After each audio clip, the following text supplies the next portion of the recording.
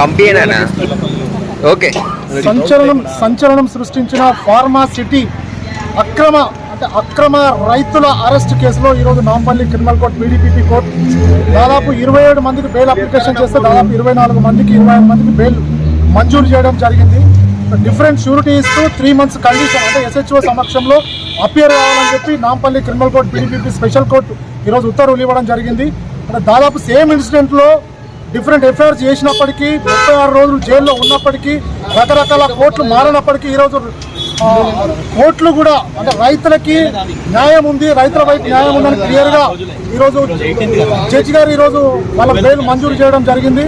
కొన్ని conditions issue చేయడం జరిగింది. 3 months వరకు ఎస్హెచ్ఓకి ఇన్వెస్టిగేషన్కి సపోర్ట్ చేస్తూ వాళ్ళకి పిలిచినప్పుడు వెళ్ళాలని చెప్పి కన్సల్ట్ జడ్జి గారు ఈరోజు నాంపల్లి కోర్టు జడ్జి గారు ఆర్డర్స్ ఇవ్వడం జరిగింది. ఆ షూరిటీస్కి సంబంధించి రేపు మార్నింగ్ 10:30కి మేము నాంపల్లి క్రిమినల్ కోర్టులో షూరిటీస్ ప్రొడ్యూస్ చేస్తున్నాం అందరు రైతులకి.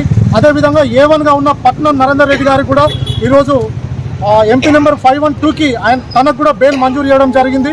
షూరిటీస్ కూడా రేపు మేము సబ్మిట్ చేస్తున్నాం. పట్నం నరేందర్ రెడ్డికి ఎలాంటి కండిషన్స్ పెట్టింది బెయిల్లో? 3 months వరకు every weekly once every Friday SHO గారి సమక్షంలో అపియర్ కావాలి. 3 months వరకు అపియర్ కావాలి, ఇన్వెస్టిగేషన్కి సపోర్ట్ చేయాలి, కండిషన్స్ ఫాలో కావాలని చెప్పి క్లియర్గా కోర్టు ఆర్డర్స్లో పేర్కొనడం జరిగింది.